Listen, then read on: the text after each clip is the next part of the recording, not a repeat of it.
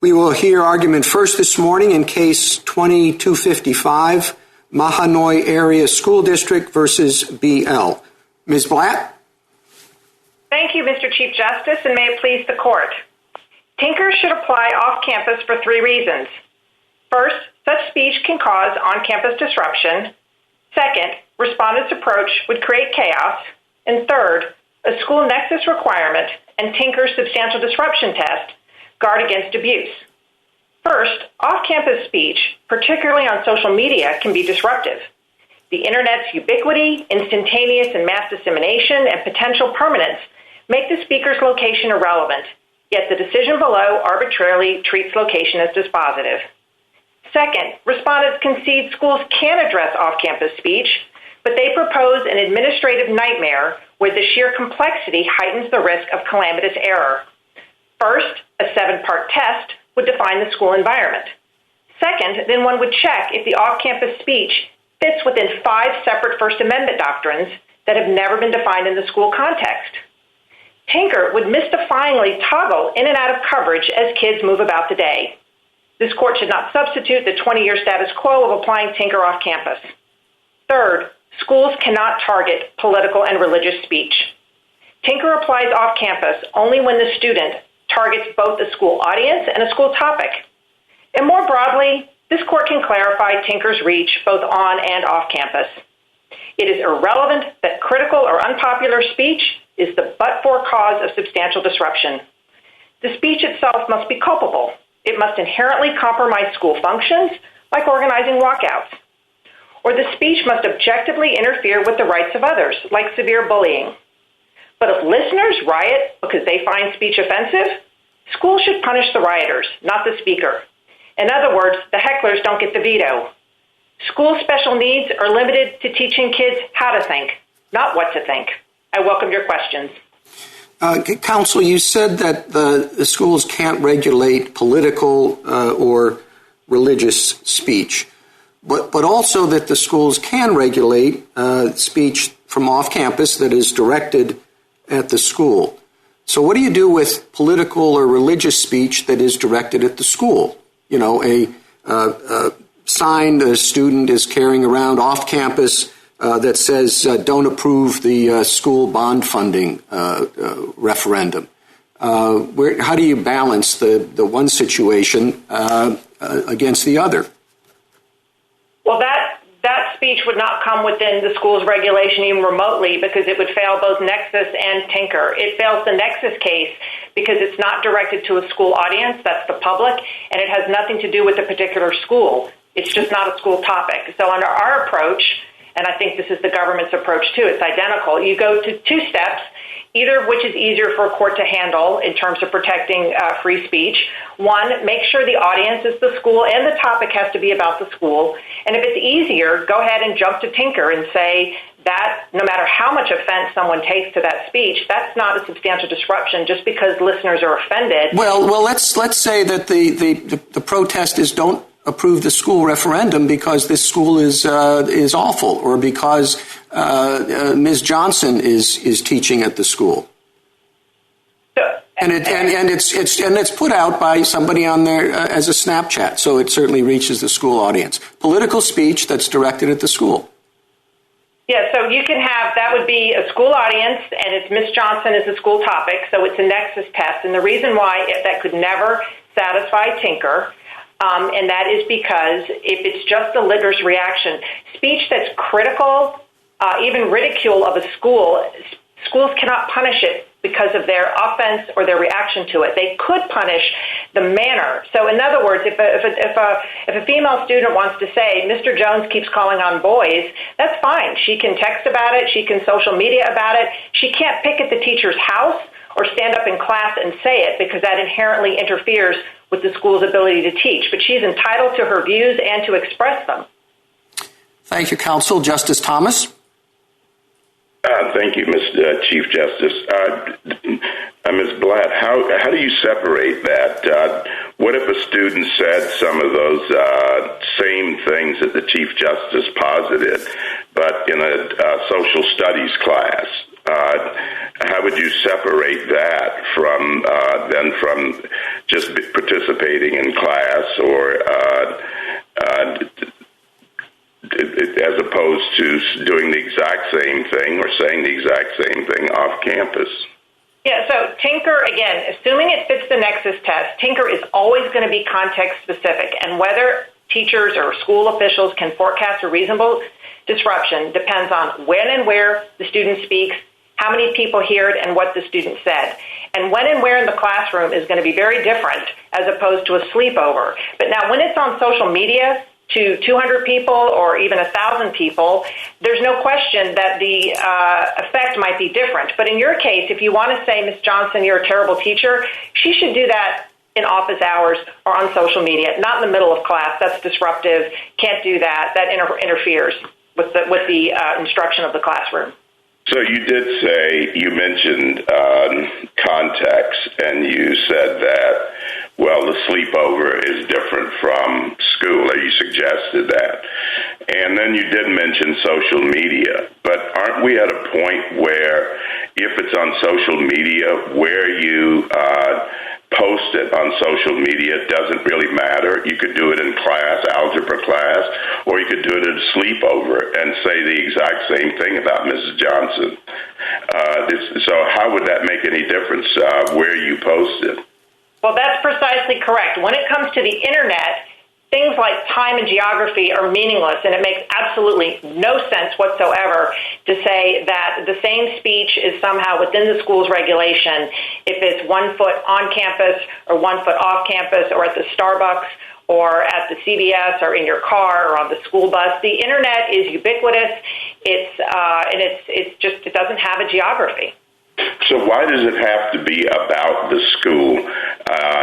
Can't there be comments about other hot-button issues or about current controversies like protests or Black Lives Matter, Antifa, or Proud Boys or something like that? People can take sides that are just as disruptive in the school setting as comments about Mrs. Johnson. The difference is from Tinker itself. Schools are not in the business of teaching kids what to think, Justice Thomas. You're entitled to think whatever you want about Israel or race or Black Lives Matter. Now, it's a different thing if you take something that's political speech, like the Confederate flag alone, it communicates nothing. But if you take that speech and terrorize a black student with it, then the message is, I don't want you here at the school because you're black. That's very different than just the Confederate flag standing alone. I don't know what that communicates. I need to know more about context, but it's inconceivable that talking about a wide variety of religious or political speech, unless you take it in a way that uses that as a weapon to terrorize a particular student or teacher, it is off limits. It has been off limits since 1969.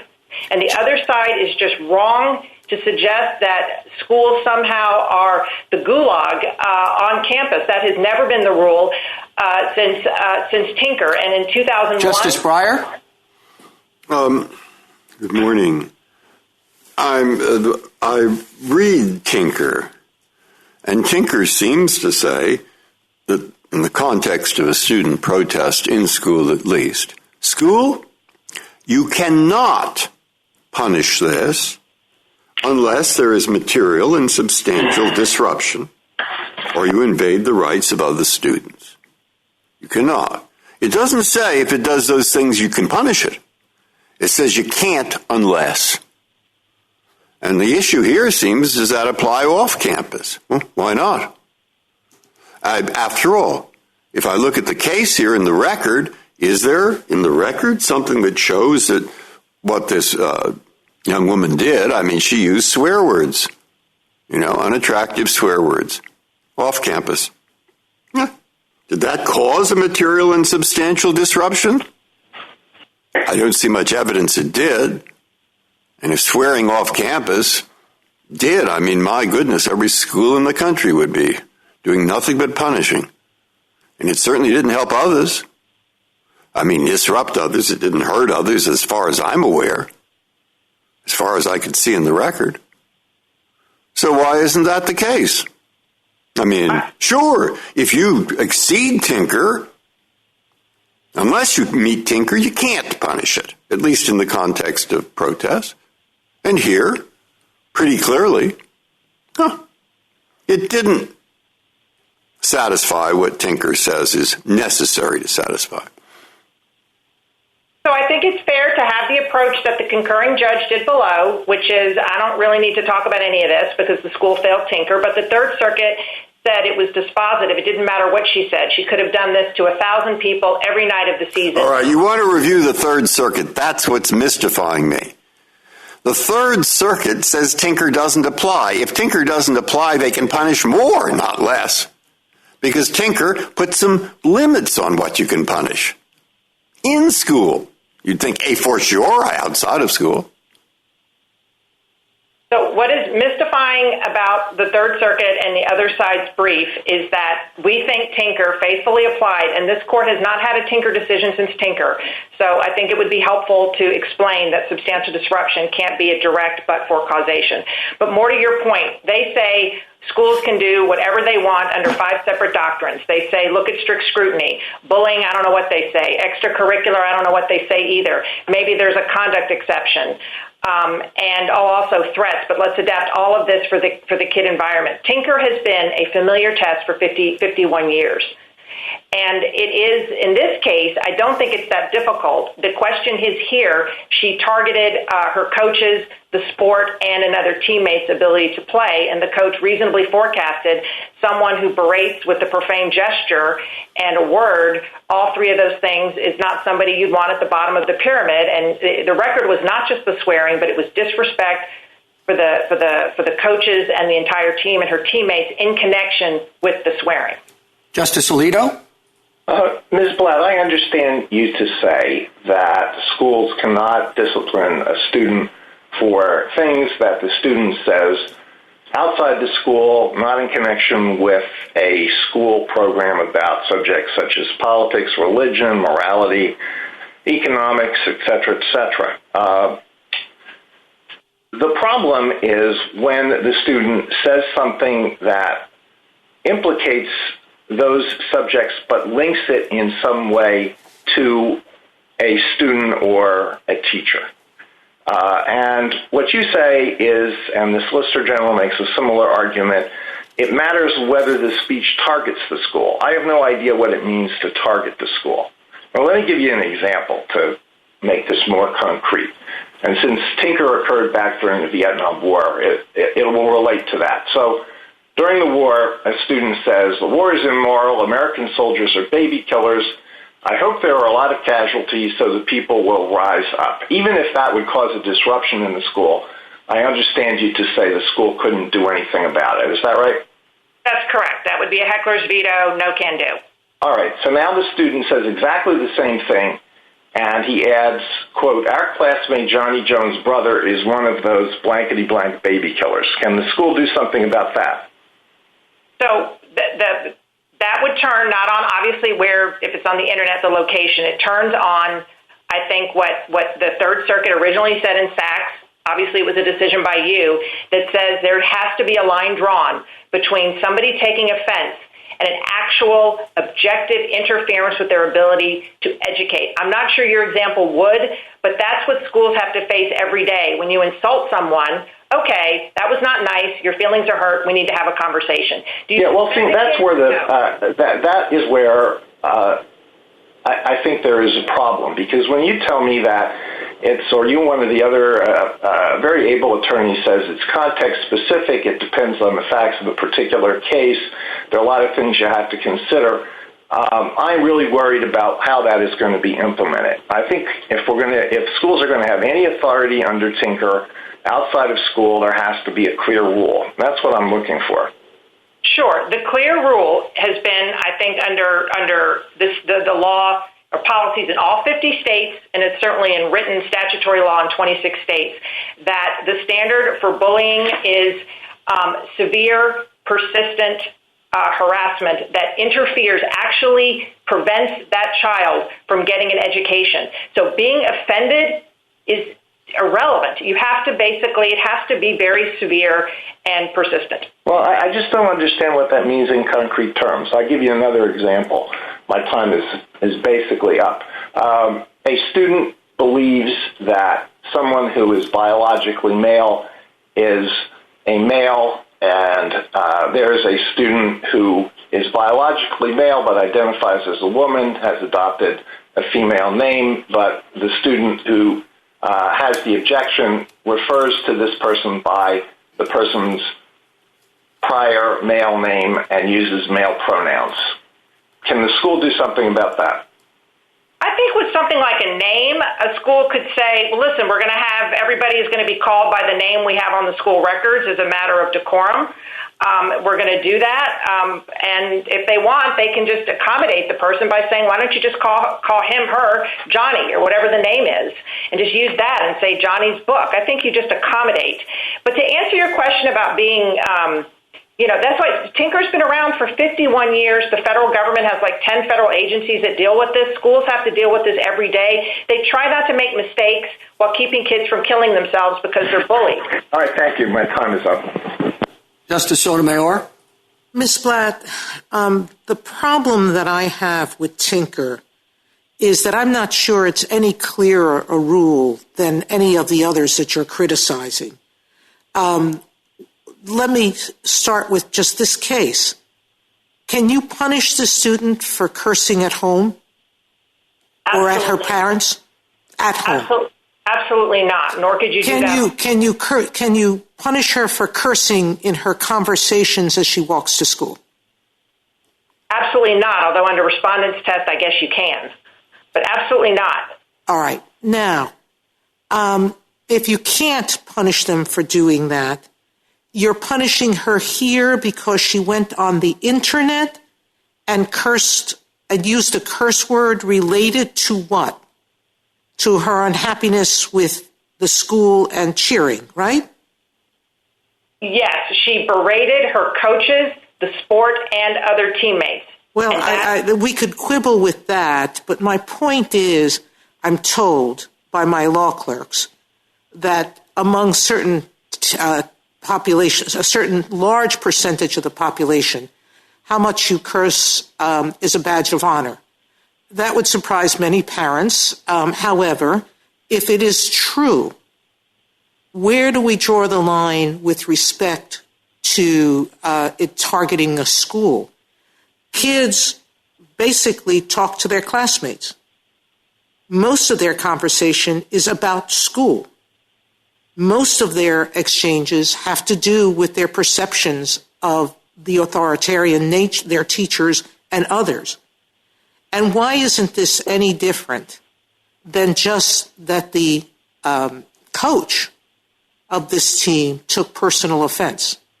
So all she spent a few minutes talking to students, reporting this incident. How is that a substantial disruption, number one? And how is this, the nature of this speech, such that it intends to provoke disrespect when she put it to a page that was supposed to disappear, and it was only a classmate taking a snapshot who showed it to anybody? Yeah, well, Justice Sotomayor, I'm not impressed with the Snapchat defense, because she could do the same thing to 1,000 people and say, oops, it disappeared, and I'm going to do this every night to my coaches. They don't like it. It's disrespectful. My teammates are afraid of me. I don't really care. And the answer is because she's a cheerleader, and it's an extracurricular program where she consented to an extra degree of regulation because she's a school ambassador.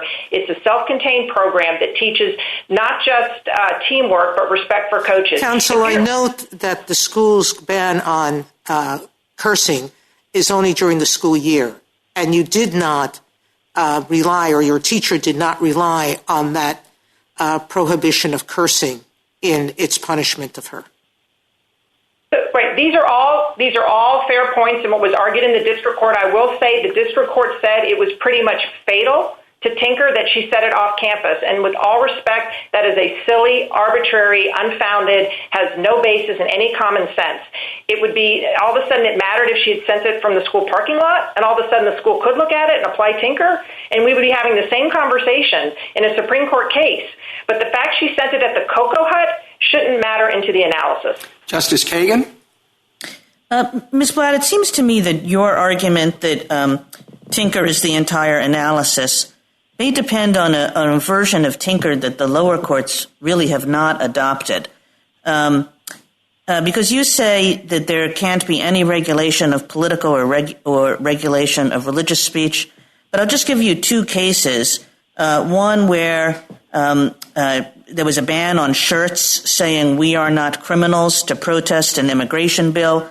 Another, a shirt saying homosexuality is a sin. And in both cases, the court said Tinker allows the school to say that you shouldn't wear those kinds of things to school. Do you think that's clearly wrong? It's not. I thought I'll defer to you. I thought the homosexuality is a sin was fine.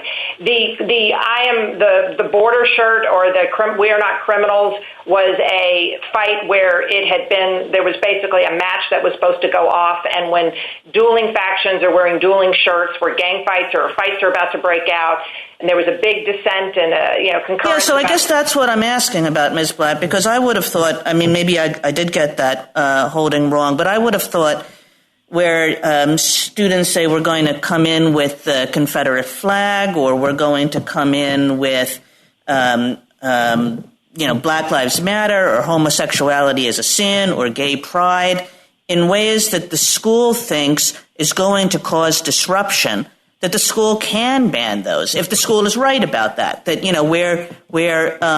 where those symbols or speech will cause severe disruption, that the school can say, no, you can't bring your Confederate flag to school tomorrow. So, no, I think the actual opposite is true. If you look at the school handbook that we cite, and the New York school handbook says the same thing, the leading case on this is Katie versus Fillmore. It is a brilliant case where the T-shirt was abortion is homicide. Teachers, kids having abortions were upset. They said it was false because abortion is actually legal. And the school said, get over it. He's passively wearing the shirt. He's not terrorizing kids with it. He's going about his day. Leave him alone. And that case is cited as the gospel case for heckler's veto. Now, so you're saying, Ms. Blatt, that what we should do in this case is just make courts clear, tell courts, look, Tinker is it. It's it on campus. It's it off campus. But in applying Tinker, you have to allow religious and political speech, no matter how disruptive the school it will be in the school. Unless, as that Sachs opinion says, and as all of the Confederate flags say, when it is used in context to terrorize a student. A particular student, right. But it can't just be we're all bringing our Confederate flags to school and it's going to cause a riot.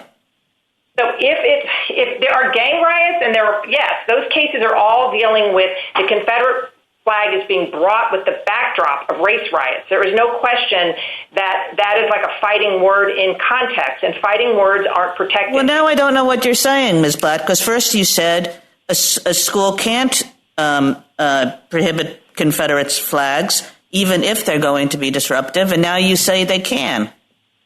So the difference is, when we talk about disruptive, it's a misnomer. You cannot ban T-shirts and symbols because people are offended or they threaten to riot. Now, you can, in context, if you have a very extreme situation where really the facts are a new black kid arrived at school and they raised the Confederate flag. Okay, thank you, Ms. Blatt. Justice Gorsuch? Yeah, I'd like to pick up where Justice Kagan left off. I'm confused. You started off this presentation by saying political and religious speech are absolutely protected. But I think in response to both the Chief Justice and Justice Kagan, you've suggested that there may be limits there as well. Can you explain what your test is? Yeah, the only limit is where, that I've seen in any of the case law, is where there are race riots and gang fights and student walkouts. You have very disruptive, volatile environment in the school. So none of this applies to anything to do with the question presented. But so it is a major disruption test with respect to political and religious speech as well. It is a major disruption test that takes out the word just because students are offended and feelings are hurt and you're very angry about the speech. Feelings are hurt. No, I understand offense isn't enough, but if there's a major disruption, that is enough. It's a major disruption with reasonable. Just because kids say, Miss So-and-so, we're gonna riot if that kid walks in with a Confederate flag, then you suspend the kids who threatened the riot. You don't suspend the kid with the Confederate flag. Sure, but if the school thinks that that the kids are reasonably reacting to offensive political or religious speech, then it can address that issue. I would say not offensive. I would use the word terrorizing. Terrorizing. And offensive. Okay. Terrorizing.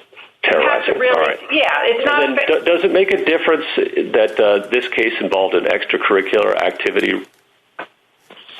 Yes, with respect to the application of Tinker, because of what I said about the goals, and you can offend and destroy the program without affecting the school at large. So here, the student was not in any way, there was no disciplinary action taken with respect to the school. She was suspended from the cheer team, and I think under the other side's view, she couldn't have even been asked to write an apology or suspended for one game. And she could do this every night. As long as she waited till the Cocoa Hut to do it, she could berate her coaches all day long. And I think that that's very different. If students want to use swear words, even on the internet, that's fine. And they can do it with respect to teachers, too. It's going to have to rise to the level of harassment. Thank you. Justice Kavanaugh? Thank you, Chief Justice, and good morning, Ms. Blatt. I want to focus on the facts of this case a bit and my reaction to it. As you say, and I think helpful for you, the context here is a team and a coach, not the school more generally. But as a judge and maybe as a coach and a parent, too, it seems like maybe a bit of a overreaction by the coach. So my reaction when I read this, she's competitive. She cares. She blew off steam like millions of other kids have when they're disappointed about being cut from the high school team or not being in the starting lineup or not making all-league. And just by way of comparison and to show how much it means to people, arguably the greatest basketball player of all time is inducted into the Hall of Fame in 2009 and gives a speech. And what does he talk about? He talks about getting cut as a sophomore from the varsity team. And he wasn't joking. He was critical 30 years later. It still bothered him. And I think that's just emblematic of how much it means to kids to make a high school team. It is so important to their lives, and coaches sweat the cuts, and it guts coaches to have to cut a kid who's on the bubble. And good coaches understand the importance and they understand the emotions. So maybe what bothers me when I read all this is that it didn't seem like the punishment was tailored to the offense, given what I just said about how important it is and how much it means to the kids. I mean, a year suspension from the team just seems excessive to me. But how does that fit into the First Amendment doctrine, or does it fit in at all in a case like this? Well, I don't think it does, because it's analytically distinct whether the coach could act at all versus due process considerations about the extent of the punishment. And I think the rule, and also this is the remand point. The district lost on this issue, and the Third Circuit did not go on this rationale because there was evidence of the team cohesion. But I think, whether I understand that Michael Jordan was upset, but at some point, presumably, he was respectful to his coaches. And there's a line that coaches always have to know their team and know what works. They have to act in the best interest of all team participants. And one of the things you learn in the moment, that kid's going to be upset, and you recognize that. I'm not saying this is justified necessarily. I'm not, but a year seems like a lot.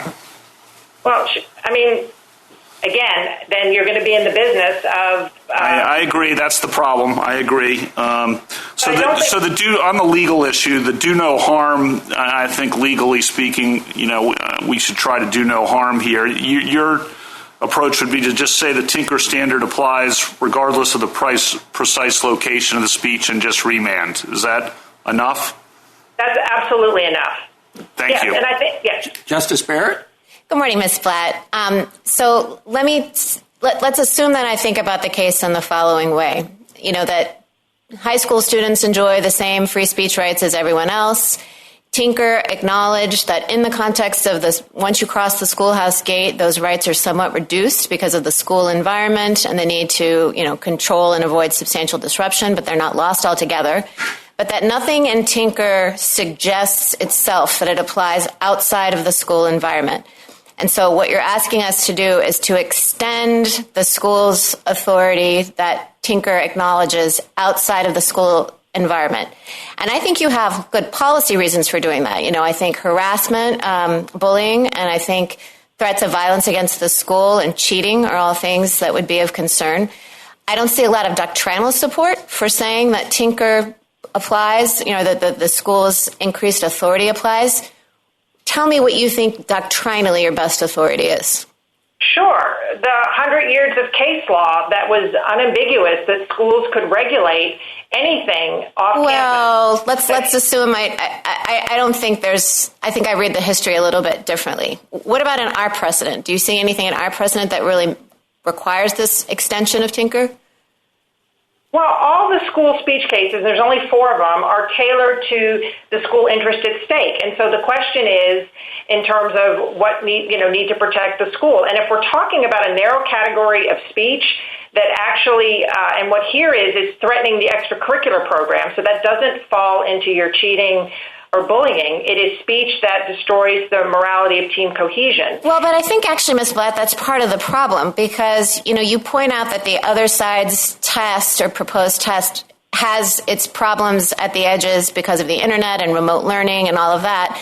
But your 3-part test certainly has its own issues. It's not going to be easy to apply. And I think a lot of the questions that you've gotten today show a concern, including in this case, that schools abuse this authority and that they punish things that maybe don't cause substantial disruption or political speech or religious speech that they shouldn't. Or, I think you've heard a lot of skepticism about whether the speech at issue in this case actually caused substantial disruption.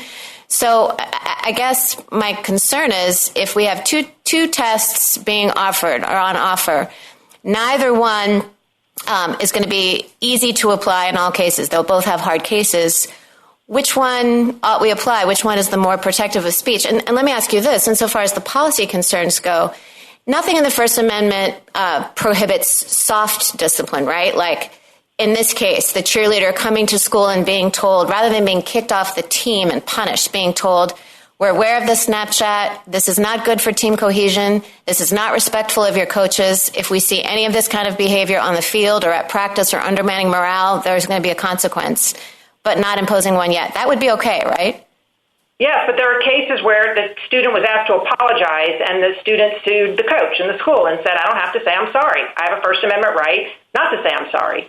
Okay, my time is up. Thanks. A minute to wrap up, Ms. Blatt. And I think this goes to Justice Barrett's question. Your choice is between the familiar Tinker standard that has applied to social media over the last 20 years. Respondents are going to regulate off-campus speech, but they send schools into completely uncharted waters by replacing Tinker with a Frankenstein's monster of First Amendment doctrines all mashed together. Respondents worry about schools suppressing too much speech, but telling schools they can regulate undefined categories of harassment, bullying, and speech inciting violations of school rules invites more suppression. Vague, unfamiliar rules don't work when student welfare is on the line. All this court needs to hold is that Tinker is not subject to a territorial switch. Under respondents' view, it would not have mattered had BL derided her team and coaches every night throughout the season on 12 different social media platforms. Students shouldn't be able to place their speech off limits just by stepping off campus. Thank you, counsel. Mr. Stewart? Thank you, Mr. Chief Justice, and may it please the court. Under the Third Circuit's approach, BL could send out snaps from her home every evening disparaging the coaches, her teammates, and the enterprise of cheerleading. Such messages from a member of the squad would have an evident tendency to disrupt the functioning of a school program that depends on and is intended to instill values of team building and mutual support. In situations like these, school officials should be able to intervene to protect the interests of other team members. The Third Circuit's rigid geographic approach is particularly unsound in the context of online speech, since there is no meaningful causal link between the place from which an online communication is sent and the likelihood that it will disrupt school operations. I welcome the court's questions. Mr. Stewart, if you get to the point of considering whether speech is directed at a school, I wonder how you parse that, because teenagers, maybe most of their friends are also their classmates. And does that mean that anything that they generally send out directed at their friends has to be considered that it's directed at the school? I mean, first we would say no, even for purposes of the first prong of our test, which is it school speech? But the second thing we would emphasize is that even if speech is determined to be school speech in the sense that it focuses on the school as such, that doesn't mean that the school can regulate it. That just simply means that the school should have the opportunity to make the showing that the speech is likely to cause substantial disruption of school operations. What about speech, political speech that involves the school? Opposing a school referendum because Ms. Jones is a terrible teacher. Do you categorize that as political speech, which is off limits, or speech directed at the school, which can be regulated? I mean, it's a little bit of both. The part that says we oppose the school referendum is very similar to the speech that was at issue in Pickering, the seminal case about the rights of public employees, and the court said in that case, because there was no close working relationship between the teacher and the school board, there was no likelihood that this would disrupt workplace operations. The part that says Ms. Jones is a terrible teacher, that might take it over the line into school speech, but a single statement like that wouldn't, in our view, have the capacity to disrupt school operations. If there was a continuing, ongoing online campaign of virtual harassment or intense disparaging of Mrs. Jones or Ms. Jones, that might be a different situation, but a single negative comment wouldn't qualify. Justice Thomas? Thank you, Mr. Chief Justice. Mr. Stewart, should we analyze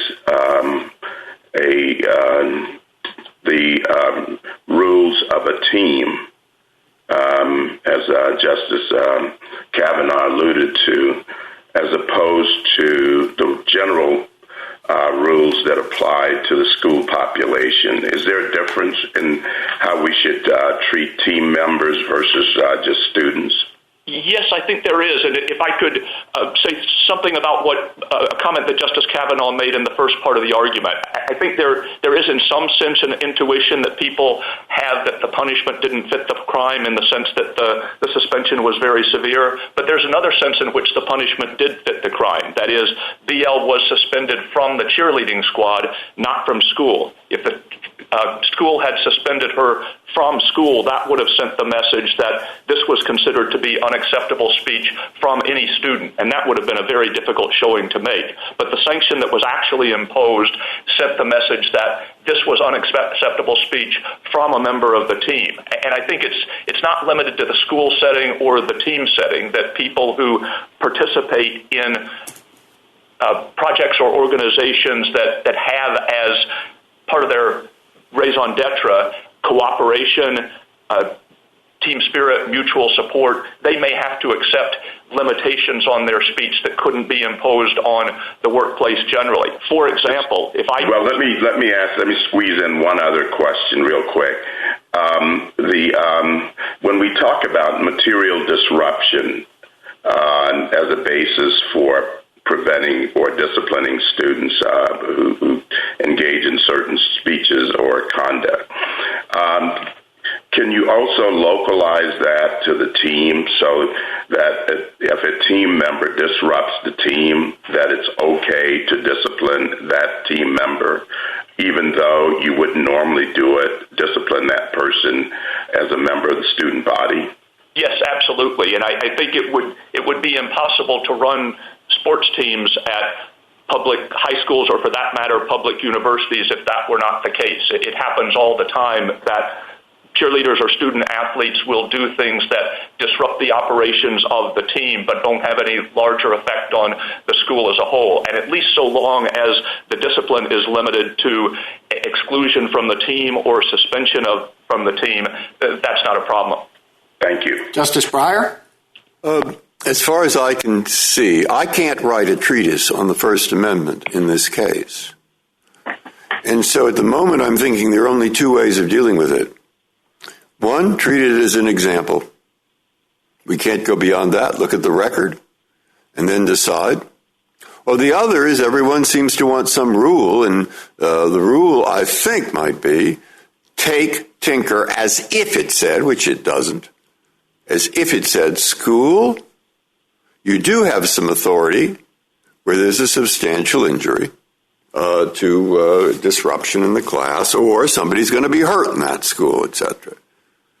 And I would add, but remember, it's outside the school, and that's primarily the domain of the parents. And even when it's inside the school, you're not a schoolmaster. Judge, be careful. Okay, I could say something like that. Well, what should I do? I think the three or four things I would say are, first, no per se rule that off-campus speech is categorically exempt from school regulation. Second, with respect to online speech in particular, the location from which the post is sent is more or less irrelevant to the likelihood that it would cause disruption. Third, a school can permissibly conclude, as in the teen context, that particular speech will disrupt the operations of a particular school program, even if it doesn't disrupt the operations of the school as a whole. And fourth, in determining what counts as substantial disruption, we should look to the purposes of the program. And here, the coach testified at JA 32 that part of the purpose of cheerleading was to teach team building skills that students would take with them to later life. Team cohesion was not simply a means to some other end. It was one of the objectives of the program. And as I say, reasonable people could differ about whether this isolated snap would likely have the effect of disrupting team chemistry. But the Third Circuit's analytical approach would apply equally in a situation where BL had sent repeated snaps disparaging the coach, disparaging the team, where absolutely the predictable effect would be a breakdown in team morale. Justice Alito? Suppose a student says something outside of school that relates to an important subject like politics, religion, morality, etc., makes no reference to the school or to a teacher or a student, but the remarks are so offensive that they will predictably cause controversy within the school and could distract the students from the educational process. Does the school have any authority to discipline the student? No, not on our view. And indeed, the purpose in our analytic test of having a school speech prong is simply to provide a safe harbor to make clear that in the situation you posit, where the speech off campus has no inherent connection to the school, the justification for regulation that people will be upset when the school day starts, that's simply an illegitimate justification. All right, so an important part of the test that you propose is whether the speech intentionally targets specific individuals or groups in the school community. The verb target means select as an object of attention or attack. So does school target an individual, a student, or a teacher whenever it refers to the teacher or student? No, I don't think that's the case. And this is a contextual approach where you would look at the speech as a whole and ask, is this predominantly a comment about an individual student, or is it predominantly a comment about a social issue? But the other thing I would stress is, even if in a particular instance you get past the screen and say, this is school speech, that doesn't get the school home. The school what troubles me is that what you've just proposed is a very nebulous line. And I'm quite concerned about the effect of this on freedom of speech. I think we need clear lines. Can you clarify, can you give me anything firmer than what you just said? I guess the two things I would say are, first, even in cases where we are applying Tinker, you should not just look to kind of the likelihood that disruption will result. You should employ concepts like proximate cause to determine, if a disruption does result, can that properly be attributed to the speaker, or is it the fault of the listener? The second thing I would say is the Tinker framework in some respects will apply quite differently in the schools. Justice Sotomayor? Mr. Stewart, your test speaks about, I'm not sure, and I'm following Justice Thomas's questioning, seems to focus on sports teams. But one could say that about any extracurricular activity, that there is team spirit of some sort involved in science lab work, in after-school science lab work, in forensic speech writing or arguing. There isn't an after-school activity where the spirit of that activity couldn't be perceived as being impacted by what people find is unpopular. So let's get to Black Lives Matter T-shirt. How about or the Confederate flag, how about if students in any after-school activity want to wear those T-shirts? When would you say that the school could ban that? I would say not at all, at least not on the team building concept. But why? That is, I think that's simply a case in which the free speech rights of the students would be paramount. That is, it is possible in theory to imagine a team in which almost all the members support a particular political candidate, and to some degree the presence of a teammate who supports the opposing political candidate is going to be a source of argumentation, but that doesn't strike at the core of what the team is about. What strikes at the core of the team Do you agree with Ms. Blatt, if there is race tensions, any other kind of tensions on the team, that the school could intervene at a certain point? Yes, I mean, it certainly could be the case that if people were kind of operating in close quarters and this pattern of tension was established, that might justify some form of speech regulation that wouldn't otherwise be justified. I think the Seventh Circuit in Zemesnik, a case cited in the reply brief for the petitioner, has referred to this as kind of a species of fighting words analysis. And the idea is, even in the adult context, though we don't usually look at the reaction of the speaker, there are some forms of speech that seem intentionally provocative. Justice Kagan? Mr. Stewart, is the speech in this case school speech? It is close to the line because it mentions school and it mentions cheer, but it also mentions softball, that was not a school. So which side of the line does it fall on?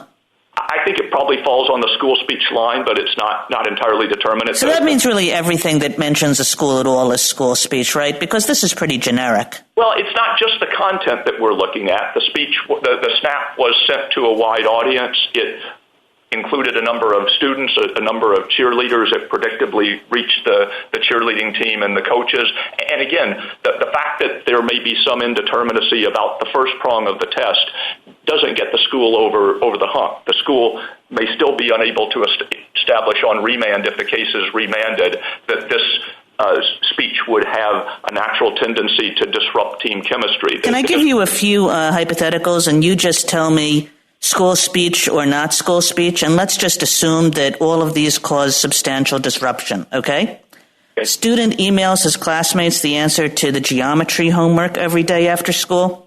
School speech. Student emails his classmates that they should all skip school tomorrow for an impromptu senior skip day. School speech. Student emails that they should refuse to do any work for English class until the teacher changes the syllabus to include more authors of color. School speech. So that can be punishable. If it causes substantial disruption. Okay. Student tweets that there's pervasive homophobia at his school and that prospective gay students should stay away. That seems like school speech, especially the last part of it, when it encourages other people to avoid the school based on this characteristic. Last one. Student tweets that his school really stinks and students should stay away. I think it's still school speech. It's an assessment of the school as a whole. And as I was saying earlier, the principal point of our school speech prong is to provide a safe harbor for situations where a student engages in very inflammatory off-campus speech that has no inherent connection to the school. And we want to say that the school simply can't try to make the case that that speech should be regulated because of the spillover effects it would have when school reconvenes. Thank you, Mr. Stewart. Justice Gorsuch? Mr. Stewart, is there anything that the petitioner argued that you disagree with this morning? And can you explain, if to the extent there is, any daylight between your test and theirs? I don't see any daylight. The only thing I would emphasize that I don't think is inconsistent with the petitioner's presentation is that in the context of on-campus speech, the courts have applied a concept of quasi-fighting words, where taking into account the relative immaturity of the school audience and the fact that students are a captive audience, the courts have allowed school authorities to crack down on a narrow range of speech that couldn't be punished outside the school, but is particularly likely to cause a disturbance in the school environment. But with that small caveat, I would agree with petitioner's argument that, in general, disagreement, even strong disagreement by the rest of the students with even on-campus speech is not a basis for regulation. And then if you could just address more broadly the thrust of the argument from the other side, which is that there's some irony in the fact that as avenues for expression have increased for all of us through the Internet, this actually leads to more regulation of it by schools, and that the authority for schools, as in loco parentis, grows and reduces the room for parental control and supervision. I think that the two things I'd say are that the Internet is an extra option. People still do have the option. I mean, students in high school still have the option of doing what people did in my day, that is, express their views to their friends and classmates at parties, social gatherings off campus. There's no requirement that everything a student thinks and wants to communicate has to be communicated to the broadest possible audience. But I think the flip side is off-campus speech has a much greater tendency now than it did then to affect the operations of the school, simply because it can be made available to a vast audience. Not with respect to the snap, it's different, but a lot of online speech will literally appear on students' phones when they're back in class at the next school day. So I don't think it would be untoward for the court to take account of that potential effect of off-campus speech in deciding what the constitutional rule should be. Thank you. Justice Kavanaugh? Thank you, Chief Justice. Good morning, Mr. Stewart. I strongly share Justice Breyer's instinct when he mentioned that we probably can't write a treatise here and shouldn't write a treatise here and can't foresee all the things that could arise and a lot of the hypotheticals that have been raised. So I just want to get your reaction. If we just simply said the First Amendment does not categorically prohibit public schools from disciplining students for speech that occurs off campus, period. It may matter that the analysis here involves, or the situation here involves a team, not just the school more broadly, period. Remand. Is that enough?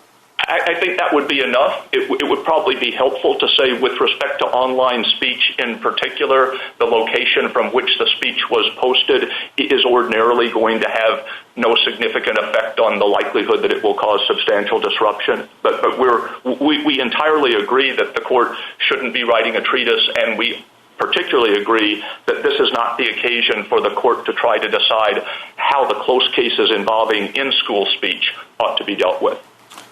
And then I think you mentioned this, but the proportionality of the sanction here that I mentioned to Ms. Blatt, that, I guess, how do you see that fitting in at all, if at all, to the constitutional analysis? And maybe the answer is not at all. I think that the length of the suspension doesn't factor into the First Amendment analysis. It might conceivably be the basis for a due process claim. As I indicated earlier, I do think the fact that BL was suspended from the cheerleading team rather than from school is significant. This would be a much harder case for the school if BL had been suspended from school entirely, because that punishment would rest on the idea that no member of the student body could acceptably have said this, and that would be a much harder case. What made the speech objectionable was that it was coming from inside the team.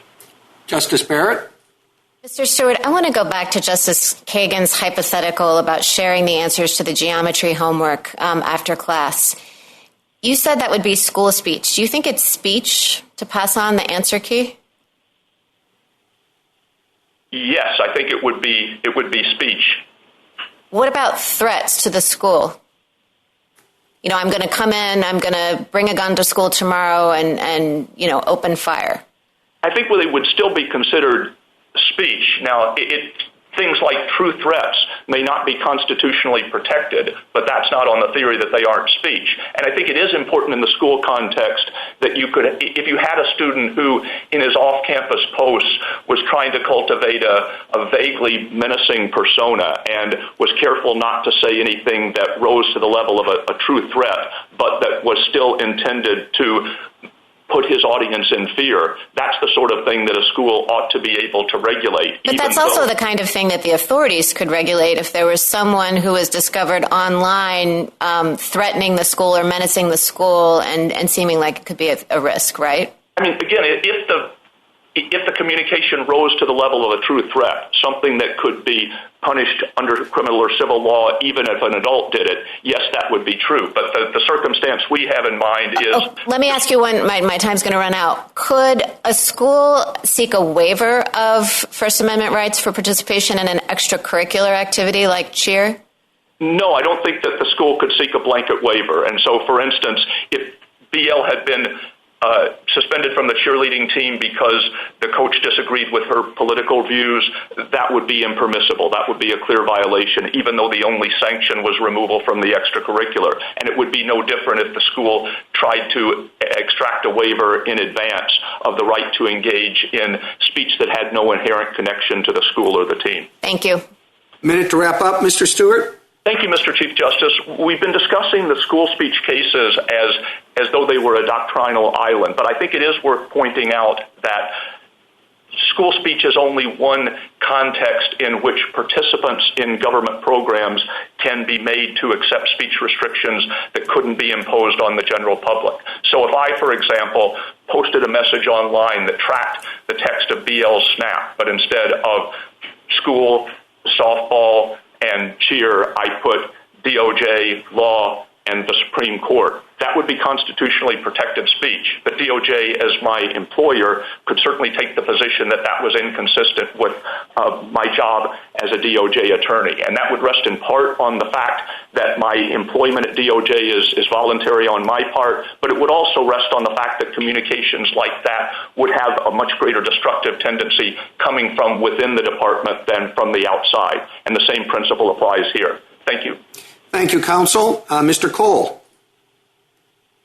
Thank you, Mr. Chief Justice, and may it please the court. At its core, the First Amendment prohibits content discrimination. Its bedrock principle is that a speaker can't be punished because listeners object to his message. Tinker announced a narrow exception to those principles. It allows school officials to punish speech based on its content if listeners object or might object in a disruptive fashion, but it is limited to school-supervised or school-sanctioned settings. This court's school speech cases are called that for a reason. The authority they recognize is justified by and limited to the special characteristics of the school environment. So schools can prohibit pro-drug messages at school, but not elsewhere. They can ban profanity at school, but not at home. So, too, they can punish disruptive speech at school, but not at a convenience store on the weekend. Expanding Tinker would transform a limited exception into a 24/7 rule that would upend the First Amendment's bedrock principle and would require students to effectively carry the schoolhouse on their backs in terms of speech rights everywhere they go. It would also directly interfere with parents' fundamental rights to raise their children. A father shouldn't have to worry that if he brings his daughter to a Black Lives Matter protest about mistreatment of a black student at school, and she posts a photo on Facebook, she might be suspended based on potential disruption at the school. BL was punished for merely expressing frustration with a 4-letter word to her friends outside of school on a weekend. Her message may seem trivial, but for young people, the ability to voice their emotions to friends without fear of school censorship may be the most important freedom of all. I welcome the court's questions. Mr. Cole, that sharp line I think you're trying to draw between on-campus and off-campus, how does that fit with sort of modern technology? I mean, it's if a text or a snap that you send from the park and it's read in the cafeteria, is that off-campus or on-campus? So if you're our test is the test that this court applied in Morse versus Frederick, which is if you are under the school's supervision or sanction, the school has the authority that the school speech cases give it. And if you're outside of the school's supervision or sanction, then the same First Amendment rights apply to you as apply to everybody else. Well, the internet doesn't change that, Your Honor. I mean, the internet, if anything, the internet underscores the importance of assuring that kids outside of school have the right to speak freely, because that's where kids speak. They speak to their friends. They share their most intimate thoughts on the internet with their friends. If any time they do that, and that means that somebody in school at some point might read it, the school can therefore regulate it if it's a swear word, or if it's disruptive, or if people object to it at school in a way that causes problems for the school. Then kids won't have free speech. Period. They will essentially be carrying the schoolhouse with them wherever they go. It would essentially reverse Tinker. You say in your brief a fairly obviously strong defense of the First Amendment, but then you say that the First Amendment rights adjusted for youth and context. And at that point, I suddenly think, well, we're just back in the sort of multiplicity of factors, and nobody can tell quite exactly where any clear lines are. What do you mean by adjusted for youth and context? So this court has said that unprotected categories of speech can be adjusted for youth and context. It said it in the context of threats.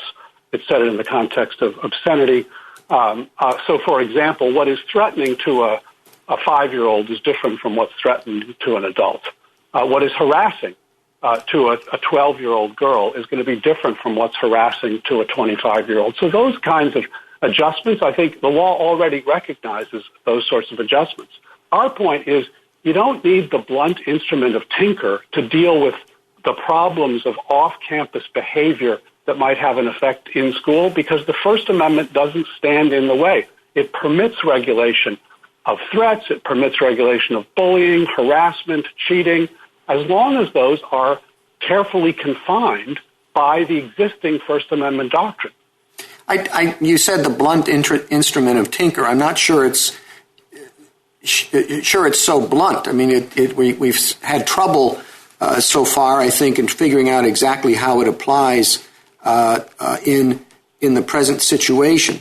But just so I understand, no matter how disruptive a particular speech activity off campus, or I gather, on a Snapchat is to the school, it has no choice but to tolerate that because it can't take any action against the student. Your Honor, it can't take action based on Tinker. It can take action if the First Amendment permits it to take action. So if it is harassing, it is severe and pervasive in a way that interferes with equal access to education, they can take action consistent with the First Amendment. If it is bullying that is severe or pervasive enough to interfere with access to education, they can take action consistent with the First Amendment. If it is aiding or abetting cheating, they can take action consistent with the First Amendment. The simple rule is when you're inside the school, when you are under the school's supervision, the school has broad authority based on disruption alone. But outside of the school's supervision, the First Amendment governs, and the school has the same authority that the city would have with respect to regulating speech that is not under its supervision. But that doesn't mean it can't take action. It just means it has to do so consistently with the First Amendment rather than what I would say is a blunt instrument. Just call it disruption, and that's the end of the matter. Thank you, counsel. Justice Thomas? Thank you, Mr. Chief Justice. Mr. Cole, you a number of times have said, you've mentioned that the location of the conduct or the speech at school, under the school supervision, etc. Isn't that complicated by the internet and by social media? And you could send the exact same messages that could cause problems from your local 7-Eleven, or you could send to classmates who happen to be in class. You could send it over the weekend, but it still has a permanence that would certainly allow it to be used in class. So I don't know how you locate the conduct in school versus out of school when you have social media. Thank you, Justice Thomas. I think you do it the way this court has done it in all the school speech cases. It said, does the school exercise supervision over the speaker? If it does, it can regulate it subject to enhanced power. If it doesn't, it can't. So Bong Hits for Jesus could be regulated because it was in a school-supervised event. But if it was put on Facebook, it couldn't be punished. So does the speech occur when, and I'm sorry to interrupt you, but does it occur when it's written or posted or when it's read or downloaded? It occurs when it's when the speaker acts. And of course, schools are perfectly permitted to ban cell phones, etc., in school. And indeed, Mahanoy High School does precisely that. So the question is the speaker under the supervision of the school? And if the speaker's under the supervision of the school, you can stop him from swearing. If the speaker's under the supervision of the school, you can stop them from publishing an article about teen pregnancy. But if the speaker is at home on the weekend, you can't stop her from publishing an article about teen pregnancy, and you can't stop her from swearing. Her parents could, and it's her parents' job to regulate, not the school's job at that location. So if the speaker sends an email that is opened, sends the email over the weekend, but it's opened on Monday morning in math class, as far as you're concerned, the speaker is not under the supervision of the school. Right, the speaker was not when the speaker spoke is the relevant question. Okay, and again, so let me go to another area just briefly. Is there any difference between the regulation of athletes or participants in after-school programs, as Justice Sotomayor pointed out? Is there any difference between that organization, after-school organization or activity regulating a student's conduct versus the school regulating the overall student body population? So I think with respect to whether Tinker should apply, no. That is, Tinker should apply in school-supervised and sanctioned settings, which would include at practice or at a game, et cetera, on the bus to the game, and not when a person is sitting at a convenience store on the weekend out of season. But I do think there's a separate question, Justice Thomas, which is independent of Tinker. And the Court of Appeals addressed this as a separate question. After it decided Tinker doesn't apply, it didn't end the decision. It went on and had a full separate section on whether the school can impose conditions on voluntary participation in the activity, and whether she violated those conditions. And it looked at that question, which is a separate question, and it found that she didn't violate any of the conditions that were imposed upon her, and that was the end of the matter. And the petitioners did not seek appeal in this court of that part of the question. So I do think there's a serious question of what sorts of conditions can a team impose on voluntary participation in that activity. But that question is not posed here because it's not part of the question presented, and it's not part of the question presented because they lost on that below. The court found she didn't violate any of the rules that she agreed to follow, and they didn't appeal on that matter. So let me ask you one last question. You mentioned that disruption, I think that's your term, the term that we've been using, can be regulated. Would you allow, under your formulation, a school to take preemptive steps to prevent disruption, or does a school have to await disruption before it can respond? Oh, no, absolutely. It can respond to predictions of disruption, reasonable predictions of disruption. That's what the court said in Tinker. You don't have to wait for the disruption, but there does have to be a reasonable prediction of disruption. And as to whether... What's a reasonable prediction? Well, what the courts have done is they've looked at evidence of whether or not the speech itself might lead people to be offended in a disruptive fashion. And so if in the past people have been offended in a disruptive fashion, you can now silence the speaker. Thank you. Justice Breyer? Thank you. The difficulty I have, I've already mentioned. A few years ago, a superintendent of schools, I think in San Francisco, said, schools have changed a lot, the public schools, since when I went there. He said, today we don't just teach classical subjects.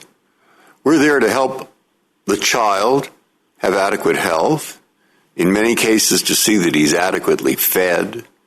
In quite a few cases, we become a caretaker, and we don't want to send them home immediately because there's nobody home. And we have to plan after-school activities. There are dozens of areas that didn't used to be thought of as within the purview of the public school. Today, in many places, they are.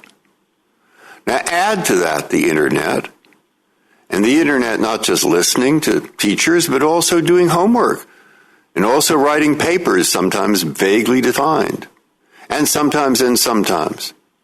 How do I get a standard out of that? I'm frightened to death of writing a standard. And Tinker, after all, doesn't really write a standard. It just says you can't regulate school unless it substantially disrupts or hurts somebody else. It doesn't say, if it does, that you can do anything you want. You still must use some kind of test like proportionality or something else. And I can mention that often outside of school, it's the parents' job, not the teachers', if, by the way, there are parents in the house, etc. And I can mention the differences and say, take those into account. But I do not see how to go beyond that, and any suggestions you have will be welcome. Sure, Justice Breyer. I think it's important that there be clear lines. That's why the Third Circuit issued the decision it did, to make sure that there were clear lines. Within the context of school supervision, whether it's an after-school program, whether it's a class trip, whether it's in the classroom, Tinker applies. And Tinker does mean that the school can shut down a speaker if those words are going to lead to disruption, period. Whether it's political, whether it's religious, that's the state of the law in the cases below. I don't know where the other side gets this exception for political or religious speech. It just doesn't exist based on the case law. But outside of school, the priority is not to give the school discretion to regulate kids' speech. It's to protect people's freedom of speech outside of school. So our line is I think, quite simple. In school, you can apply Tinker. Out of school, you can't. What does that mean? It means you can't punish out-of-school speech because listeners in school might be disrupted by the message. It means you can regulate threats, bullying, harassment, and cheating.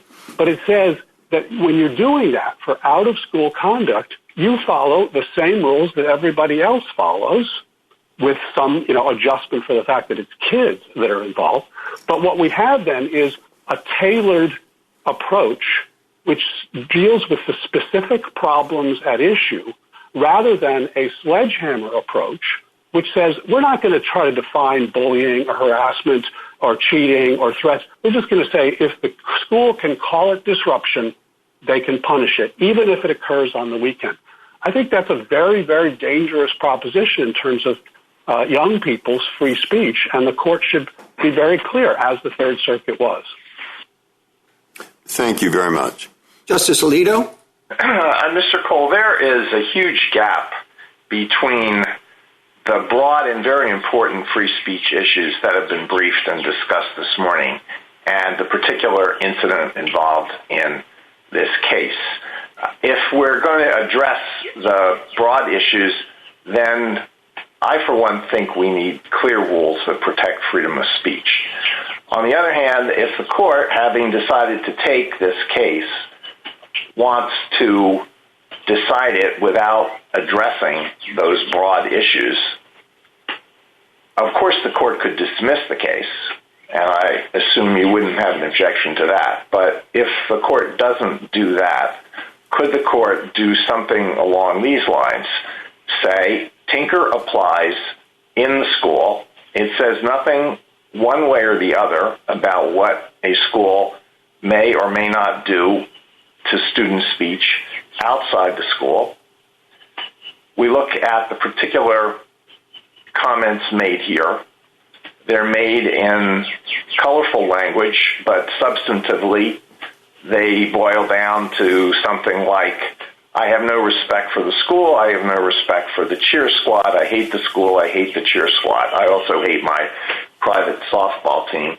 A school can't discipline a student for off-campus speech that does no more than say, I hate the school, I have no respect for the school. So, we're satisfied, Justice Alito, with a ruling in our favor. Whether you dismiss as improvidently granted, whether you say under no conceivable circumstance, under no conceivable test, is this speech proper to punish. But that, of course, is not the question that the court took. And if you're going to address the question that the court took, which is, should Tinker and its broad-based, free-floating, substantial disruption standard, which has no safe harbor, as the government puts it, for political speech or religious speech, should that be applied to kids not only when they're under the school's supervision and they're captive and they're more vulnerable, but should it apply to kids on the weekend, in the middle of summer, when they're talking to their friends on Snapchat? In essence, should the speech rights of young people be constrained throughout their lives as much as it is constrained in school? Schools are areas of strict discipline. They should be, they have to be. But kids shouldn't have to carry that discipline out with them when they're hanging out with their friends on the weekend. And that's the approach that both the petitioner and the Solicitor General would put forth. We're asking for a clear line, as the Third Circuit said, that furthers the really, I think, critically important interest outside of the school context, that we protect free speech, give kids the breathing space they need to be able to talk candidly and honestly, to share their emotions, to share their feelings, even about school, without fear that some administrator is going to say, oh, well, that was disruptive, or that's going to lead somebody else in school to be upset, and so we're going to punish you. You mentioned bullying, and I'm concerned about comments that do touch on important issues but relate directly to a student. So is there anything that a school can do about that? You say, I guess, that the school has no more authority in this area than other government officials. So what can other government officials do about that without violating the First Amendment? There are bullying codes throughout the country. They're generally limited to the school environment, just as sexual harassment is generally limited to the employment and educational context. So it may be a context-specific concept, but I think what schools can do is they can punish those who bully in ways that violate a constitutional prohibition on bullying. And we think a prohibition on bullying that mirrors the prohibition on harassment by being limited to severe or pervasive interpersonal aggression that interferes with access to education could well satisfy the First Amendment. This court hasn't addressed that yet, but what the petitioner's approach would do and what the Solicitor General's approach would do is say, we don't even have to address the question of how you define bullying because we'll just call it disruption and the school can regulate it wherever it happens. And that makes no distinction between what's mean and what is bullying. And there are important distinctions to be made there, and I think the First Amendment requires that. Justice Sotomayor? Mr. Cole, the problem with your line drawing is we have traditional categories, fighting words, obscenity, true threats. We even have definitions of what constitute sexual harassment. The level at which speech has to arrive to meet those standards is very, very high. And I'm dubious that most of the conduct that teenagers engage in would fit any of our traditional categories. So let's talk about harassment, okay? Common episode, I think I read it in a newspaper. A young girl is subjected to, each time she goes out of the house, whether she's in the playground, not the school playground, or walking to school, with a group of classmates walking by and saying, "You're so ugly. Why are you even alive?" That's not a true threat. They're not threatening her with any bodily harm. It is not harassment if they're just speaking. So, and they're not interfering with her movement to or from school. Why that would be the kind of situation that I don't see a First Amendment category fitting. So under your theory of this case, would the school be powerless? Absolutely not. The school would be permitted to regulate that conduct if it satisfies a First Amendment a permissible definition of bullying. And we think a First Amendment permissible definition of bullying is what? Severe or pervasive interpersonal aggression. What's aggressive about that? Access to education, which is in fact counsel, please stop. What's aggressive about it? It basically walking by someone and saying, "You're ugly. Why are you around?" There's a lot of conduct that comes to the edge. You're now asking schools to determine what is constitutional in terms of misbehavior by students that they can attempt to control or not control? Your Honor, within the school context, all they have to find is that it's disruptive. You could be one student could be being mean to or teasing a student next to them, and the school can come in because it's disruptive. Period. End of story. And that's what. But you're saying they can't do it if that's happening outside the school. That's right. That's right. Because outside of the school, the school doesn't exercise supervisory authority. The parents do. Outside of the school, the child has the protection of its parents. Inside the school, it doesn't. Inside the school, the child is captive. Outside the school, it's not. And so that doesn't mean you can't deal with bullying and harassment. All right, counsel, you said to me that there could be conditions to being a member of a team, correct? Yes. Could one of those conditions be that you won't post foul language on social media?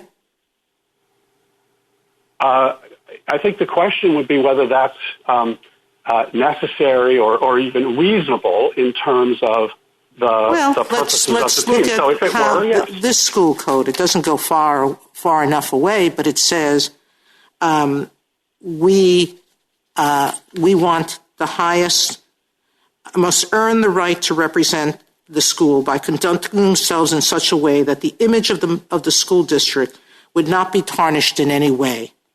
Our cheerleaders or team members using foul language on social media or at any school function would be a tarnishment. You won't do it, or you'll be punished.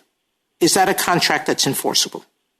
So I think that is that's a question that's outside of the scope of the question presented, because they did not petition from the determination that she didn't in fact violate those rules. She spoke out of season. She did not speak at an event. But yes, I think teams have quite a bit of leeway in terms of imposing conditions on players, as long as they're set out in advance and the players agree to abide by them, and they're reasonably tied to the needs of team unity. So why isn't, I know that what the court found below, but one of the things that it says here, the negative information rule of the cheerleading rules provided, there will be no toleration of any negative information regarding cheerleading, cheerleaders, or coaches placed on the internet. Why isn't what your client did a clear violation of that part of the code? The Court of Appeals found that there was no information whatsoever in what she presented. And again, the petitioners did not appeal that determination. Justice Kagan? Mr. Cole, you're making Tinker basically a geographic test. And it's possible to read it that way, but it's also possible to understand Tinker as a decision about what's necessary for a school's learning environment. And it might be that student speech that occurs outside of school is sometimes going to cause fundamental problems, disruption of the school's learning environment. And I guess then the question is why we shouldn't acknowledge that and allow a school to deal with it. So, Justice Kagan, our test is not a geographic test. It's a supervision test. It's the test that this court has applied in all the school speech cases. And I think there's two reasons. The first is Tinker is an exception to the bedrock principle that you can't punish a speaker because the listeners objected, even if they object disruptively. If you take away the line between what happens under school supervision and what happens outside, you have turned the exception into the rule for 50 million public high school students. The second reason is that this court's school speech cases are contrary to that notion. The article about teen pregnancy that this court said in Hazelwood could be censored because it was in a school-supervised newspaper. If the student went home and published the same teen pregnancy article on her own private blog, it would have the same concerns, the same effect. The concerns were about privacy of other students, and yet the school couldn't regulate it. Swearing, or bong hits for Jesus. The bong hits for Jesus sign, in terms of promoting drug use, would have the same effect if it was put out of the kid's bedroom window while the students walked by on their way to school, or put on his Facebook page. So Mr. Cole, very clear. You can't. I mean, those are some easy cases, but you've also been asked about bullying cases, harassment cases, and you've tended to say, well, sure, don't worry, you can deal with that because there may be constitutional codes that are anti-bullying or anti-harassment, and there may indeed. But I think we have a general sense that schools have more latitude over this kind of speech than other government officials. So I'll just give you one example. Suppose that there are boys in a school who have a website and rank all the girls in the school on matters of appearance and such things, or maybe talk about their sexual activities. And we wouldn't put people in jail for that, outside of a school context. But it seems as though a school should be able to deal with it. Why not?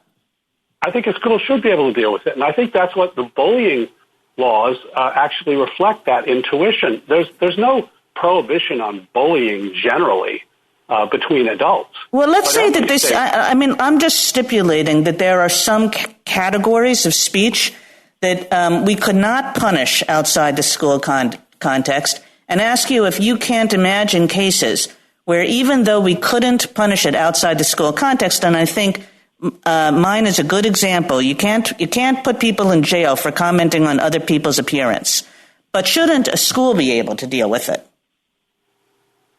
So yes, a school should be able to deal with it, but the way to do that is with a test that addresses that particular problem. As as Justice Alito's opinion in the Sachs case for the Third Circuit said, the mere fact that you call it harassment doesn't mean the First Amendment goes away. You still have to assess, is it narrowly tailored or does it punish too much speech? And that question could well be affected by the school environment, could well be affected by the fact that kids are involved, but you should ask that question and decide that question with respect to a particular problem like bullying or harassment, rather than adopt a broad brush, free-floating disruption standard that, yes, it might reach that, but it also reaches political speech, it reaches controversial speech. Well, what do you think about the SG's test, which basically says, when there is a distinction between in school and out of school, and we can't punish anybody for wearing a Confederate T-shirt outside of school,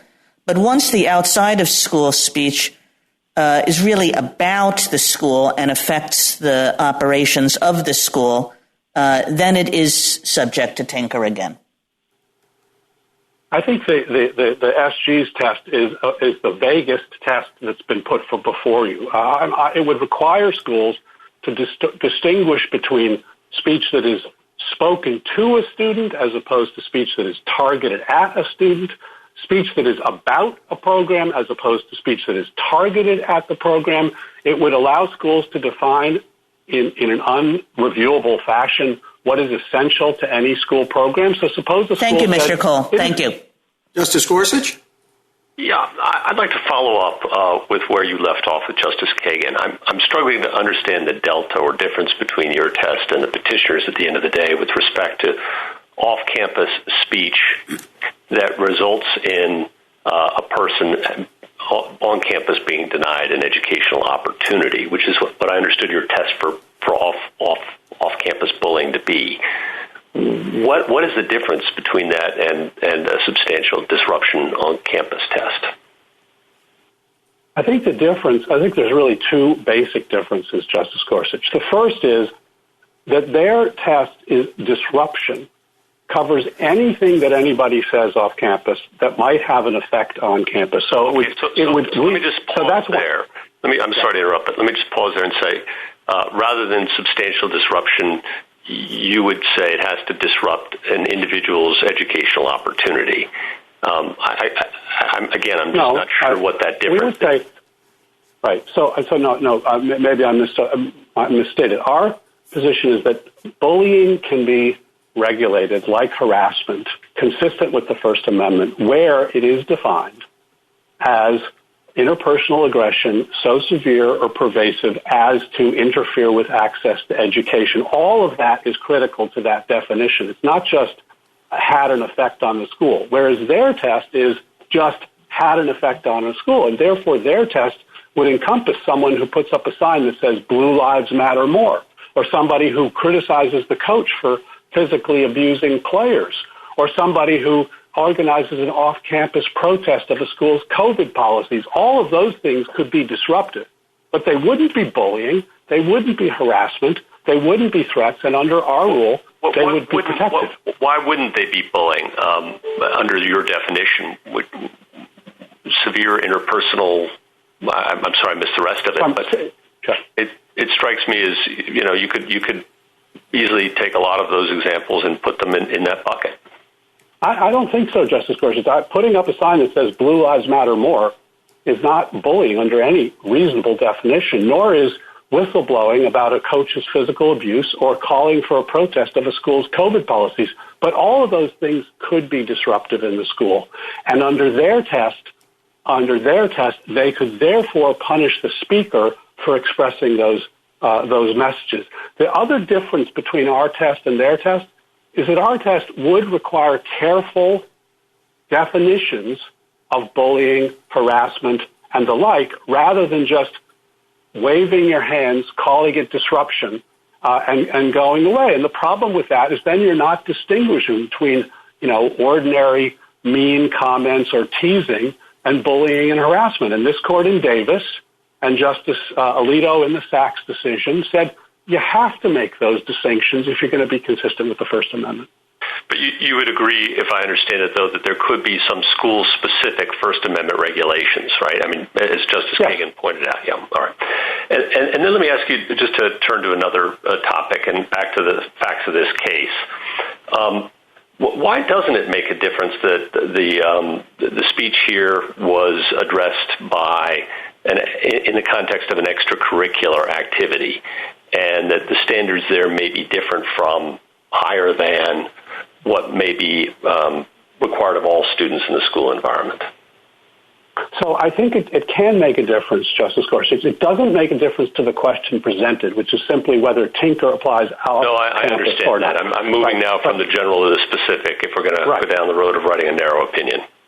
Right. So to the specific, I think there are serious questions about sort of what sorts of, because extracurriculars are voluntary, schools can require students to agree to certain kinds of conditions on participation in the program, as long as they're set out in advance and consistent with the First Amendment. And so, for example, I think a school could say, if you're going to play on our team, you can't personally demean other players. And if they set that out in advance and the student agrees to it and then the student does it, they can punish the student. If they don't set that out in advance and the student says something demeaning, they can bring the student in and say, hey, that's not acceptable.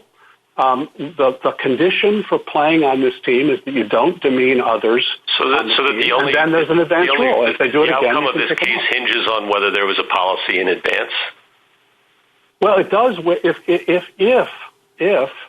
the justification for the regulation is voluntary participation and agreement by the person to a certain set of conditions that would otherwise not be permissible. But again, that is a separate issue. The Third Circuit addressed that issue after it decided Tinker didn't apply. It didn't say the case is over. It said there's a second issue. It may be, even if Tinker doesn't apply, that if she violated rules that she agreed to, that's a permissible basis for her expulsion from the team. And then they looked at it and they found she didn't actually violate any of those rules. And again, petitioners did not appeal on that question. Thank you. Justice Kavanaugh? Thank you, Chief Justice. Good morning, Mr. Cole. Morning.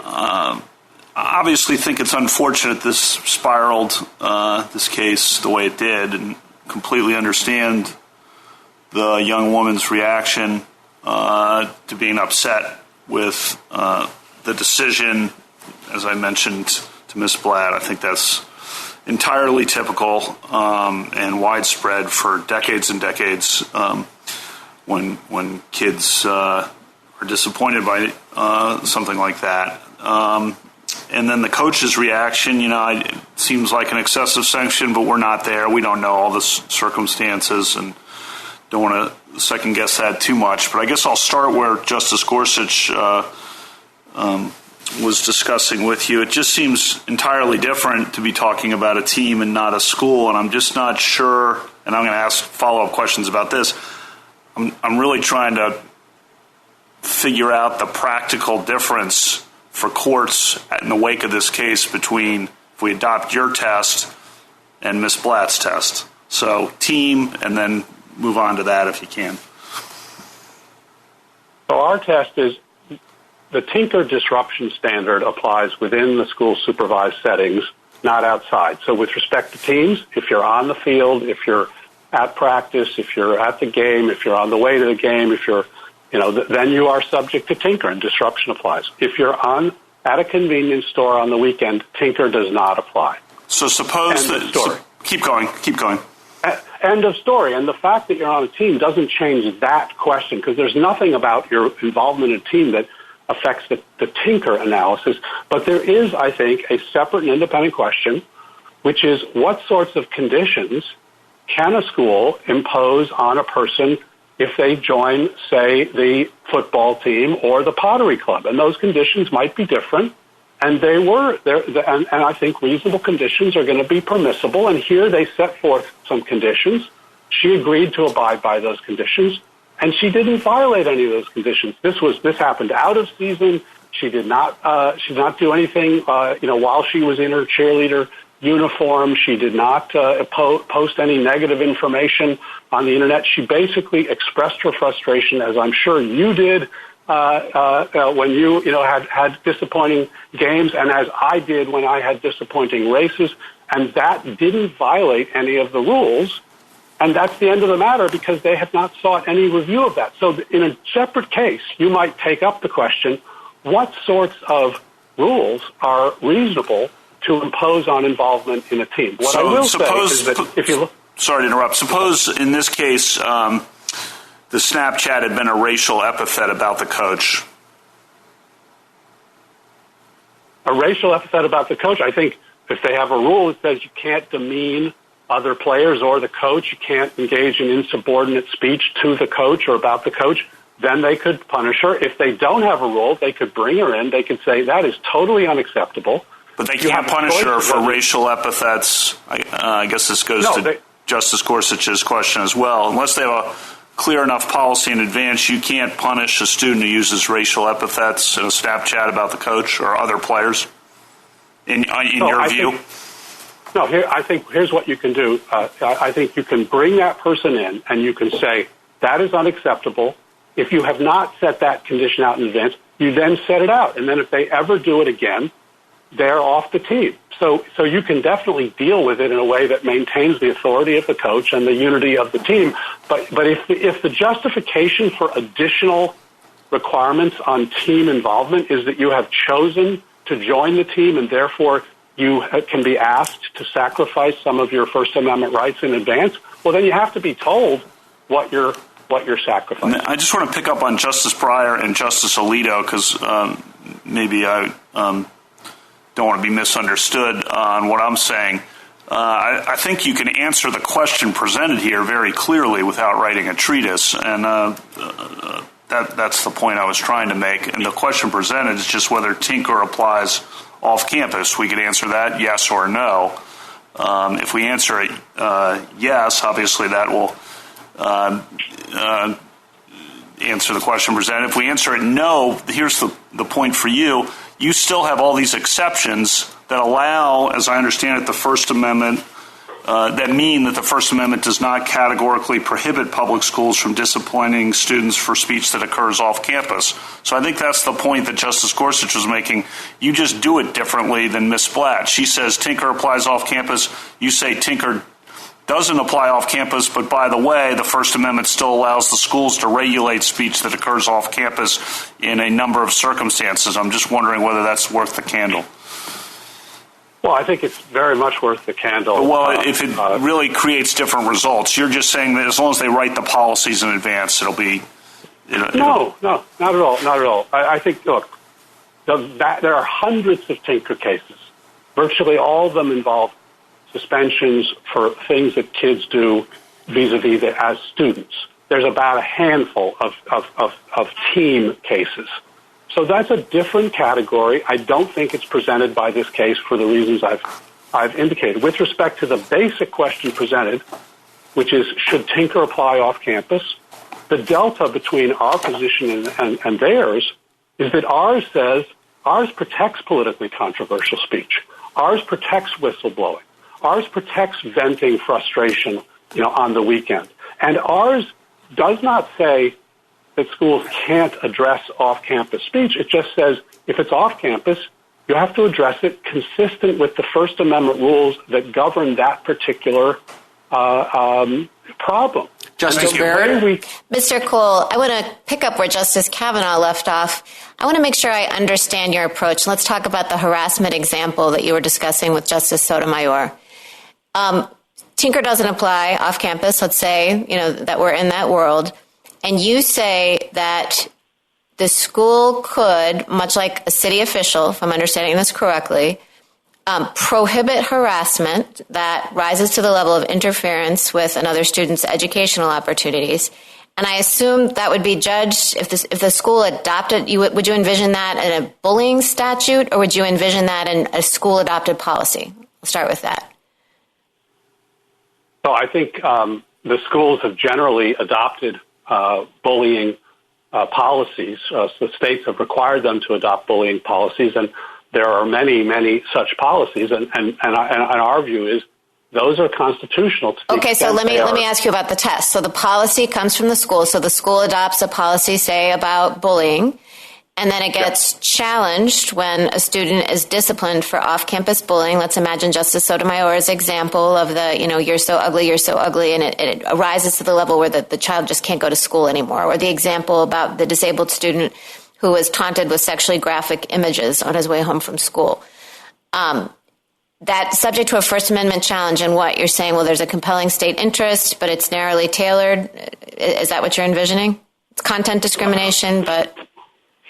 Yeah, our view is just as the sexual harassment law with respect to hostile work environment is permissible in terms of prohibiting severe or pervasive harassment that interferes with equal access to the employment place, so too a bullying law that prohibits severe or pervasive interpersonal aggression sufficient to interfere with access to education would be constitutional. I think it could be constitutional under Giboney, as this court suggested in RAV with respect to sexual harassment, or it would be narrowly tailored to a compelling state interest. But if you define bullying, as some of the codes do, as anything that would cause emotional harm, without these kinds of guardrails, I think that's not consistent with the First Amendment. And so the court ought to address that in an appropriate case and determine what the appropriate definition of bullying is. What about cheating? Doesn't involve bullying. How does cheating fare? Justice Kagan's example of the student who goes home and emails out answers to geometry homework. So Giboney allows for the prohibition of speech integral to prohibited conduct, and that covers aiding and abetting. So aiding or abetting cheating is just not protected at all under Giboney. Well, but what about...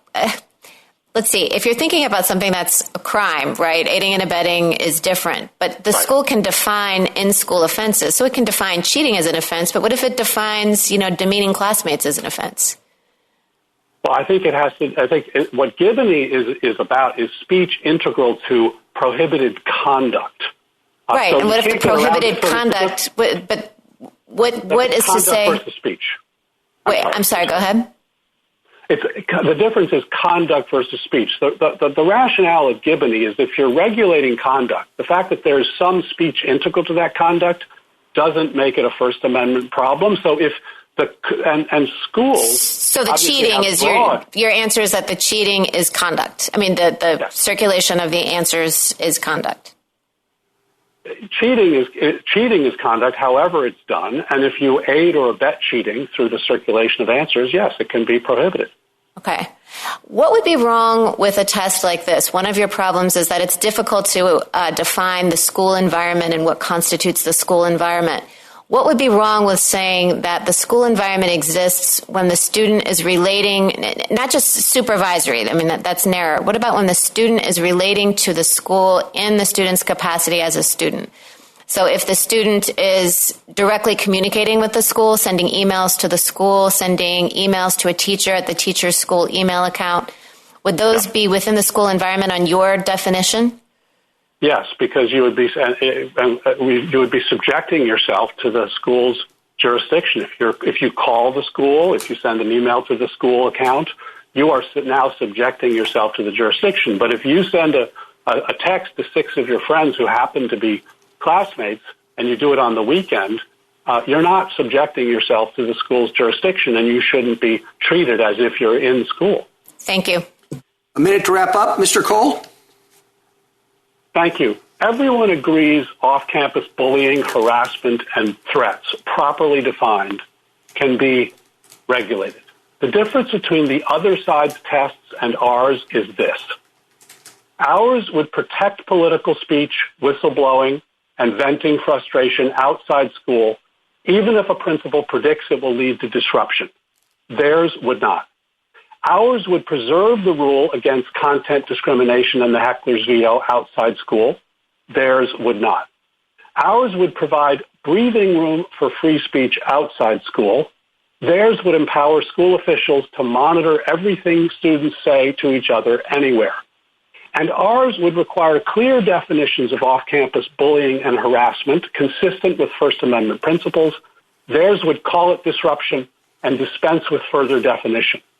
The fact that petitioner claims it can punish BL for a momentary expression of frustration on a weekend out of school and out of season shows how sweeping its approach is. Its rule would teach students they can never speak candidly with their friends without worrying that a school official will deem their views potentially disruptive and suspend them or otherwise punish them. That is exactly the wrong lesson to teach. Thank you.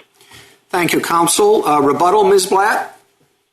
Thank you, Mr. Chief Justice. There's some sort of twilight zone going on when the head of the ACLU says that schools allow heckler's veto, punishment for whistleblowing, any kind of reporting, any kind of criticism. All that matters is someone is offended. And you have the Biden administration and the school district saying, that's not true. That's not what Tinker allows. Now, Mr. Cole said the case law allows us to act like Soviets and the North Koreans. But since the Sachs opinion, the Morse concurrence, Fillmore, and Zelenek have left clear lines for schools and that heckler's veto are not allowed. And your choice is this. If you can choose to either tighten Tinker or you can say, well, we're going to assume Tinker's out of control on campus, but we will leave open season on schools and complete chaos as to what their test allows. Under their view, all 50 states define bullying in terms of Tinker. You have the same email chain that would toggle on and off campus, and you would have the Tinker test applying when there's some on-campus speech. And I don't know what applies. I think Mr. Cole said it's the Tinker test, but he's afraid to use the Tinker word because it's scary, and it shouldn't be. You're much better off cleaning this doctrine up. Justice Kagan, you had amazing questions about school speech. Remember, our test is the audience has to be the school. So all of your speech, if it's to the press, the police, your pastor, your family, etc., none of that is school speech, even if it involves the school topic. Justice Barrett, on threats. The facts in Bethlehem in Pennsylvania and Bell, nobody knew whether that was a threat. The police were sort of involved. It is not fair to the parents of those other kids to have schools fumbling around. I don't know what this applies. Before we had Tinker, part of the threats were on campus, part were off. It was on the internet. Let's look at where she drafted it. Maybe she was to and from. Now let's move to the school supervision. Madness, confusion, and chaos. Please don't do this to schools. Mr. Cole said you could prevent swearing to and from school. That's nuts. You're in the dad's minivan? That's school supervision under their view. No one thinks Frazier applies there. And yet, all of a sudden, when you get out of the minivan, and I guess walking to it, but maybe it depends on how far you park, Tinker is going in and out of coverage. That rule makes no sense. There's no case law on conduct that aids and abets school speech. You will have a school speech petition. You can keep denying cert, but I guarantee the courts are going to freak out when Tinker has been the law off campus for 20 years. Thank you. Thank you, counsel. The case is submitted.